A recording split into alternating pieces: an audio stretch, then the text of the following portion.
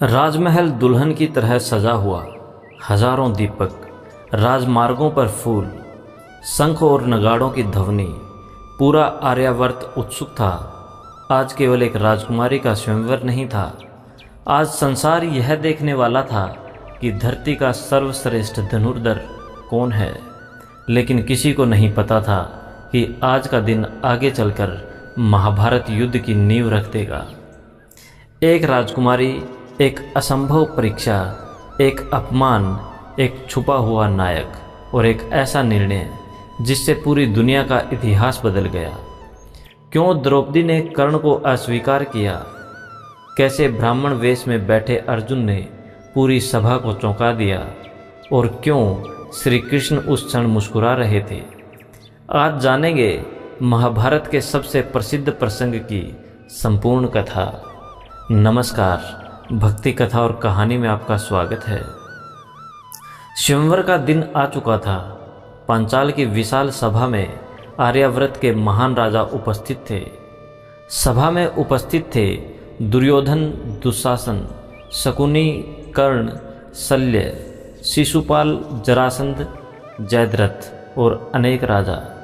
एक विशेष स्थान पर बैठे थे स्वयं श्री कृष्ण और बलराम। बलराम कहते हैं, कान्हा, आज कौन विजयी होगा? श्री कृष्ण मुस्कुराते हुए कहते हैं, जिसे नियति ने चुना है।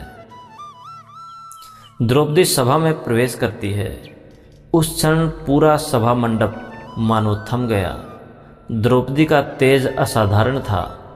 वे केवल सुंदर नहीं थी, वे आत्मविश्वास और राजसी गरिमा की मूर्ति थी। कई राजा उन्हें देखकर मोहित हो गए, लेकिन द्रौपदी का मन शांत था। उन्हें प्रतीक्षा थी उस व्यक्ति की जिसे नियति उनके जीवन में लाने वाली थी। धृष्टद्युम्न आगे आए। धृष्टद्युम्न कहते हैं, हे आर्यावर्त के महान राजाओं, जो वीर इस धनुष को उठाकर नीचे जल में प्रतिबिंब देखकर ऊपर घूमती हुई मछली की आंख भेद देगा, उसी से मेरी बहन द्रौपदी का विवाह होगा।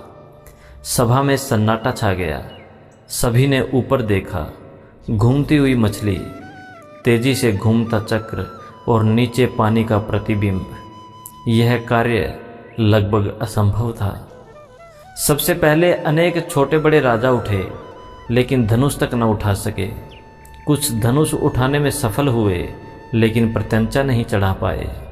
कुछ प्रत्यंचा चढ़ाने में सफल हुए, लेकिन लक्ष्य तक पहुंच ही नहीं पाए। सभा में धीरे धीरे निराशा फैलने लगी। अब दुर्योधन आगे बढ़ा। उसने पूरी शक्ति लगाई, धनुष उठा भी लिया, लेकिन लक्ष्य साधने में असफल रहा। सभा में फुसफुसाहट होने लगी। दुर्योधन क्रोधित होकर वापस बैठ गया। अब सभा में हलचल हुई, क्योंकि उठे थे कर्ण। संपूर्ण सभा जानती थी कि यदि कोई अर्जुन के बराबर धनुर्धर है तो वह है कर्ण। दुर्योधन मुस्कुराया। दुर्योधन कहता है, अब द्रौपदी मेरी मित्र की पत्नी बनेगी। कर्ण आत्मविश्वास के साथ आगे बढ़े। उन्होंने धनुष को ऐसे उठाया मानो वह साधारण वस्तु हो। सभा में बैठे सभी राजा समझ गए यह परीक्षा कर्ण जीत सकते हैं। तभी एक अप्रत्याशित घटना हुई। द्रौपदी ने हाथ उठाकर कहा, मैं सूत पुत्र से विवाह नहीं करूंगी। सभा में सन्नाटा छा गया। पूरा सभा मंडल स्तब्ध रह गया। कर्ण वहीं रुक गए। उनके चेहरे पर पीड़ा थी। महाभारत के विभिन्न संस्करणों में इस प्रसंग का वर्णन अलग अलग मिलता है। कुछ परंपराओं में द्रौपदी स्वयं यह कहती हैं, कुछ में द्रुपद के नियमों का उल्लेख मिलता है, लेकिन लोक कथाओं में यह प्रसंग अत्यंत प्रसिद्ध है। कर्ण ने धीरे से आकाश की ओर देखा, फिर मुस्कुराए। कर्ण ने कहा, भाग्य आज भी मेरा पीछा नहीं छोड़ता, और वे वापस अपने स्थान पर बैठ गए। दुर्योधन क्रोध से भर उठा। कृष्ण शांत बैठे सब देख रहे थे।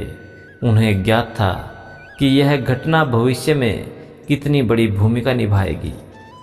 सभा के एक कोने में ब्राह्मण वेश में बैठे थे पांडव। किसी ने उन्हें नहीं पहचाना।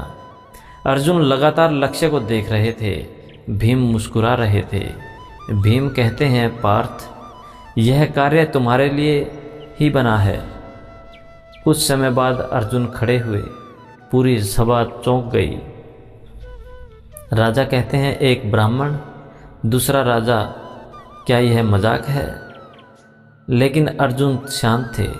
उन्होंने गुरु द्रोण को स्मरण किया, फिर भगवान शिव को प्रणाम किया और अंत में मन ही मन श्री कृष्ण को नमन किया। अर्जुन को देखकर कृष्ण मुस्कुरा उठे। कृष्ण कहते हैं, मैं तुम्हें पहचान गया हूँ पार्थ। सभा की सांसें थम गई।